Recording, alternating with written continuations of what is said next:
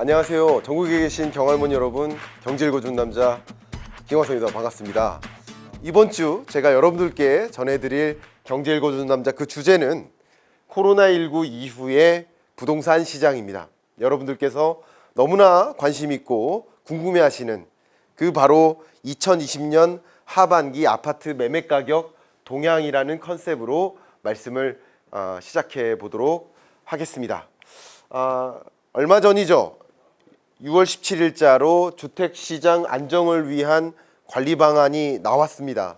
이게 나오면서 정말 또 시장 안에서 여러 국민들의 시끌시끌한 모습들이 이어지고 있습니다. 이게 맞는 것인가? 그리고 특히 이 주택시장 안정화 방안에는 기본 골자가 이런 거죠. 투기 수요를 차단하는 거예요. 어쨌든 수요를 차단하는 것. 그리고 또 한 가지가 뭐냐면 공급을 늘리는 거예요. 특히 누구를 위해서?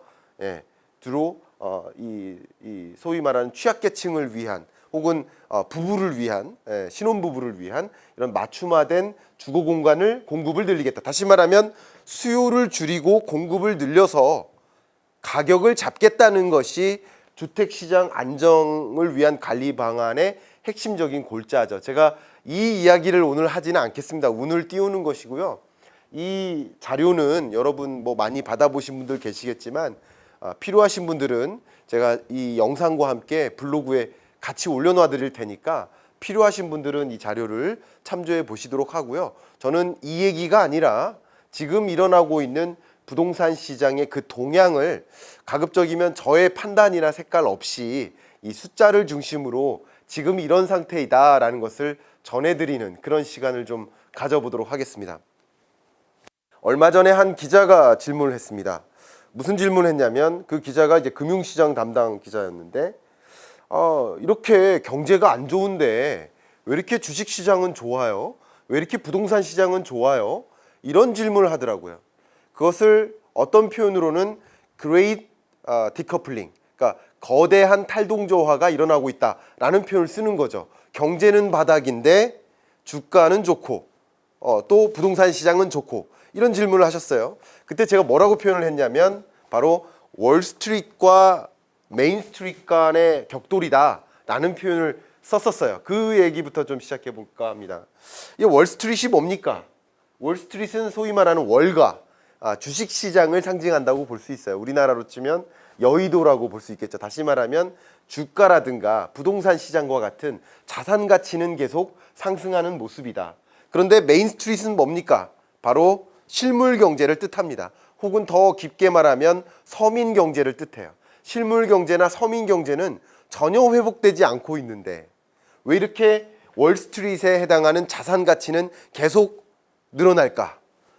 얼마 전에 이코노미스트지에서도 한 그 5월 달입니다. 지난 5월 달에 나왔던 이 커버가 A Dangerous Gap, 무엇 간의 메인스트리트과 월스트리트 간의 갭, 이 얘기를 했어요. 이 얘기가 오게 된 그 근거를 한번 말씀드려보고 그 근거 속에 어떻게 부동산 시장이 이어지고 있는지를 말씀드려보는 그런 시간을 가져볼 건데요. 말 그대로 메인스트리트는 계속 힘들고 월스트리트는 소위 말해서 고점을 찍고 이렇게 가니까 어떻게 보면 부동산을 보유한 사람 그리고 자산을 보유한 사람 주식을 보유한 사람들은 더 부자가 되고 있는데 근데 자산을 보유하지 않은 사람 이 회사에서 성실히 일하는 사람 이 사람들은 더 가난해지고 있는 모습이 실제로 연출되고 있습니다. 제가 그 배경 중에 하나가 바로 통화정책, 재정정책이라고 수차례 말씀드렸죠. 통화정책 컨셉에서는 제가 누차 말씀드린 것처럼 우리나라의 기준금리가 어떻다? 역사상 가장 낮은 금리 시대에 살고 있다. 역사상 가장 낮은 금리로 기준금리를 인하해요. 그리고 무제한 양적 완화를 실시해요. 그리고 정말 대규모 재정정책을 투입합니다. 이 재정정책은 정부가 재정 적자를 부담하면서까지 재정을 투입하고 있고 역사상 단 한 번도 없었던 우리나라 역사상 단 한 번도 없었던 3차 추경도 진행되고 있는 중이에요. 그죠? 2차 추경은 기존에도 있었어요. IMF 때나 글로벌 금융위기 때도 역사상 4번 정도 있었습니다. 근데 3차 추경까지 있었던 적은 없거든요. 그만큼 적극적인 재정정책을 펼쳐요. 다시 말하면 통화정책, 재정정책으로 돈을 막 뿌리는데 그 돈이 다 어디로만 가느냐? 자산가치 상승에만 연결이 돼요. 그렇다고 실물 경제가 뚜렷하게 회복되지는 않고 있는 모습인 거죠. 그런 부분에 대한 걱정들이 드는 대목인 거죠. 앞에 말씀드렸던 메이스트리트과 월스트리트 간의 이 격차, 이 탈동조화 현상은 말 그대로 이 정책의 적극적인 재정정책 또 통화정책으로 인해서 자산가치는 상승하는데 이 실물 경제는 회복이 더디다. 그 고용난 심각하고요, 그렇죠? 실업 문제 심각하고요. 이런 문제는 계속 야기되니까 당연히 소득이 줄겠죠. 어떻습니까? 보시는 것처럼 자산 가치는 추세적으로 상승하는 흐름을 이어가고 있습니다. 근데 소득은요, 거의 곤두박질 치고 있죠. 2020년 소득 증가율은 마이너스가 될 것이라고 보고 있고, 그리고 자산 가치는 높게 상승할 것이라고 보고 있습니다. 이 과정에서 아까 말씀드린 것처럼 열심히 성실히 일하는 사람에게는 더 가난해지는 그런 기회가 아닌 기회가 오는 것이고, 또 자산을 보유한 사람에게는 오히려 더 부자가 될 수 있는 그런 기회가 또 오고 있는 모습인 거죠. 이런 적극적인 재정정책, 통화정책으로 자산 가치만 너무 부풀려 오니까 실물 경제는 회복이 안 되니까 고용 침체, 실업난 계속 야기되니까 소득은 줄 수밖에 없는 것이죠. 그래서 그 기자한테 제가 뭐라고 코멘트를 했냐면 그 단어를 타겟이라는 단어를 썼습니다. 제 핵심적인 언어가 타겟입니다. 그러니까 헬리콥터 머니 뿌리고 재정정책 적극적으로 발휘하고 이거 좋습니다. 좋고요. 그렇게 해서 경기 부양을 위해서 노력하는 거 맞지만 한 단위의 재정을 투입하는 데 있어서 조금 더 정말 경제적 충격이 있는 그런 계층, 경제적 충격이 있는 그 산업을 복구할 수 있는 영역에 집중되어야 되겠다. 타겟이 명확한 대상에게 재정이 투입되면서 그게 정말 말 그대로 경제를 복구시킬 수 있는 역할을 했으면 좋겠다 하는 그런 방향으로의 정책이 필요하다라는 제가 이야기를 한 적이 있습니다. 그런 것처럼 우리는 이런 상황에 살고 있다. 그러면 나는 어떻게 살아갈 것인가? 사실 경제 전망이라는 표현은요, 재테크 관점에서는 여러 가지 관점이 있겠지만 정책적 관점, 기업적 관점도 있겠지만 재테크 관점에서는 경제를 전망한다는 이야기는 어떤 자산은 이렇게 상승하고 또 어떤 자산, 예를 들어서 금이라든가 주가라든가 어떤 종목의 주가 특별히 그런 것들은 더 크게 상승할 수도 있어요. 그리고 또 어떤 자산의 가치는 소득보다 더 줄어들 수도 있겠죠. 그러면 경제를 전망한다는 얘기는 재테크 관점에서는 어떤 부분의 자산이 더 크게 상승할까를 들여다보는 것이고, 그런 과정에서 나의 자산을 어디로 옮길 것인가, 그걸 선택하는 것이 바로 재테크인 거죠. 그러니까 재테크를 하려면 당연히 경제를 들여다봐야 되는 거죠. 경제를 안 들여다보고 재테크를 한다는 것은 이제 어폐가 안 맞는 그런 사실이지 않나 생각을 많이 해봅니다. 자, 그런 관점에서 오늘은 특별히 부동산 시장 동향을 좀 지금부터 본격적으로 들어가 볼 텐데요. 이 자리에서는 이제 전망이라기보다는 부동산 시장이 지금 이렇게 돌아가고 있다. 말 그대로 담백한 그냥 객관적인 동향을 수치적으로만 보여드리는 그런 시간을 갖도록 하겠습니다. 자, 시작해 보겠습니다. 아파트 매매 가격 추이인데요. 이것은 가격의 증감률입니다. 제가 누차 여러 차례 말씀을 드렸어요. 이 증감률은 전년 동분기 대비 혹은 전년 동 시점 대비 얼마나 가격이 상승하나 이를 보여주는 거예요. 다시 말하면 이 가격 증감률이 0을 우회하면, 상회하면 이것은 계속 상승하는 모습인 거예요. 근데 가격이 2020년 약 3, 4월 달에 상승세가 크게 꺾였죠. 아직 하락한 건 아니었어요. 상승세가 꺾였던 거죠. 증가세가 크게 둔화됐었어요. 이때는 왜 그랬냐? 말 그대로 거래 절벽이었던 거예요. 제가 조금 이따가 왜 그랬는지를 설명드리겠습니다. 그러니까 기준금리를 인하하고 적극적으로 재정정책을 투입하는 과정에서 자산 가치는 올라가고 있었는데, 그렇다고 해서 집 보러 나가진 못했던 거예요. 많은 국민들이, 우리나라 국민들이. 그래서 가장 힘들었던 대상이 누구였습니까? 가장 힘들었던 대상? 공인중개사무소가 정말 힘들었죠. 왜냐하면 공인중개사무소에 아무도 집 보러 안 오는 거예요. 말 그대로 이때는 뭐냐면 거래가 둔화되면서 가격 증감률이 둔화된 거고, 거래가 안 일어나니까 가격이 떨어지지도 않았던 거예요. 한 가지 전제는 여기서 보여드리는 모든 수치는 전국 아파트 매매 가격 평균 증감률입니다. 그렇죠? 그러니까 여러분이 만약에 나는 창원에서 이 강의를 보고 있는데, 저는 강남에서 이 강의를 보고 있는데요. 뭐 이렇게 하시면 여러분이 체감하시는 그 지표랑 차이가 있을 수는 있어요. 그러나 전국 평균 매매 가격을 가지고 말씀드리는 거니까 그 부분은 또 전제를 깔아 주시고요. 근데 이랬다가 지금 5월, 6월 들어서 소위 말해서 코로나19 사태가 안정화되다 보니까, 안정기를 찾다 보니까 이제 뭐 하는 거예요? 제가 그런 얘기를 했었죠. 더블딥 시나리오 강연에서도 제가 말씀드렸었죠. 코로나19가 안정기를 찾으면 이제 집 보러 나온다 이거. 집 보러 나온다. 그러니까 집 보러 이미 지금 안정기잖아요. 사람들이 다 대외 활동하고 있지 않습니까? 그러니까 집 보러 나오는 거죠. 코로나19가 극에 달했던, 특히 대구 사태가 정점에 이르렀을 때, 그때는 이제 불안해서 밖에 못 나왔는데, 집 보러 못 나왔는데 이제 집 보러 나오기 시작하는 거예요. 거래가 일어나기 시작하는 거예요. 그러면서 잠재됐던 아파트 매매 가격의 상승세가 폭발하는 모습이죠. 그렇게 폭발했던 겁니다. 두 번째는 이 수요 측면을 한번 볼게요. 방금은 가격의 추이를 본 거고요. 수요가 어떻게 이동하나를 봐야 되는데, 수요를 보는 방법이 여러 가지가 있겠지만 그 중에 한 가지 수요가 전세에서 내 집 마련으로의 전환 수요. 그죠? 내 집 마련 수요예요. 그러면 전세 수급 지수를 보면 좋아요. 근데 한번 보세요. 전세 수급 지수가 지금 2019년에 저점을 찍고 꾸준히 회복되고 있죠. 고점을 향해서 가고 있죠. 전세 수급 지수가 이렇게 우상향하는 모습, 이런 모습은 소위 말해서 전세난이에요. 전세난. 전세 공급이 부족한 거예요. 그럼 전세 공급이 부족할수록 전세 세입자들이 이제 어떤 시도를 해요? 내 집 마련을 시도해요. 그러니까 내 집 마련을 시도하는 그런 수요가, 내 집 마련 수요가 또 과열되는 겁니다. 수요가 늘어나는 모습이라고 제가 설명드릴 수 있겠어요. 자, 다음. 이건 전반적인 수요입니다. 이게 뭐냐면 매수하고자 하는 사람이 많을까, 아니면 매도하고자 하는 사람이 많을까를 보여주는 지표예요. 근데 여기 보시는 것처럼 코로나19로 인해서 한때 이 매수세가 크게 꺾인 거예요. 그러니까 집 사러 안 나가는 거죠. 집 보러 안 다니는 거예요.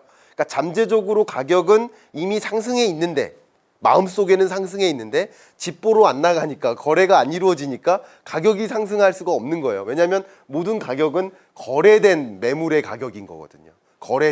거래가 성사된 부동산 물건에 대한 가격 지표인 것이기 때문에 보시는 것처럼 매수유의 지수가 크게 꺾이죠. 이때 코로나19가 정점에 달했을 때. 근데 안정화되면서 어떻게 됩니까? 매수세가 급등하는 거예요. 이렇게 역사적으로 급등한 일이 많지가 않아요. 이렇게 급등하는 거예요. 그러니까 다시 말하면 매수세가 5월 말로 가면서 어떻게 됩니까? 6월 초, 6월 중순 데이터입니다. 6월 중순까지 급등하는 거예요.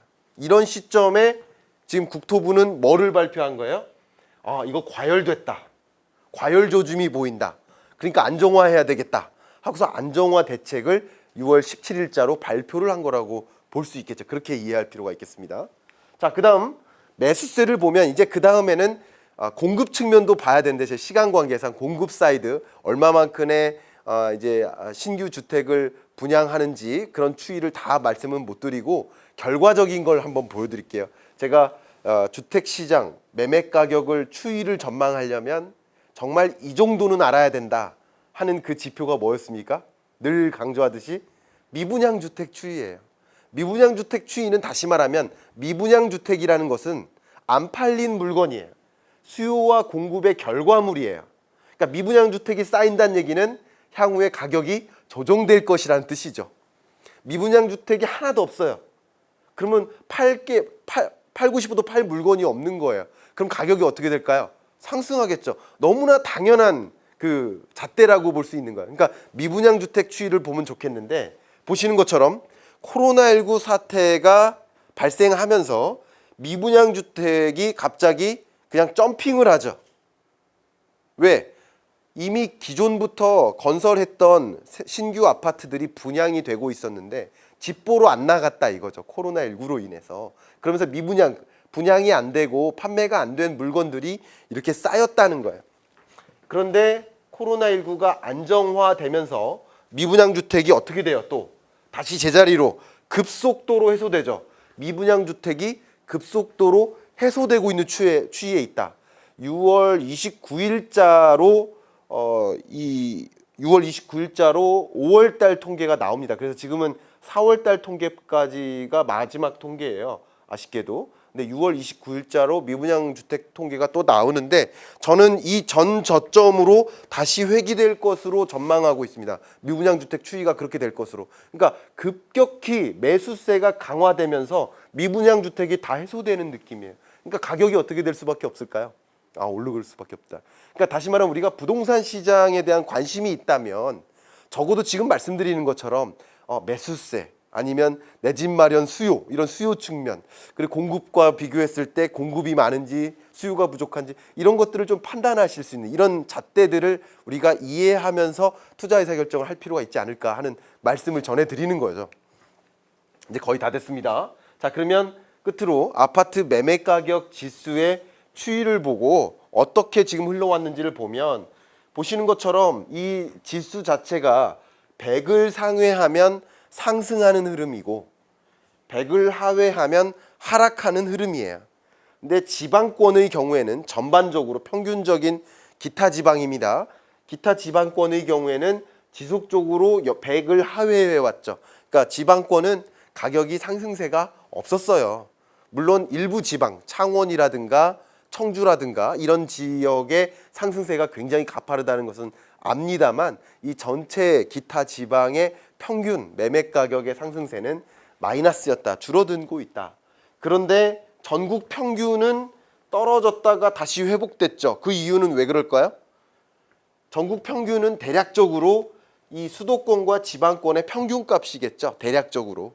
그러니까 이제 수도권 가격이 전체 매매 가격의 상승세를 견인했다라고 볼 수 있어요. 그러니까 당연히 이번 6.17 부동산 대책, 시장 안정화 대책이 주로 어디를 타겟으로 해요?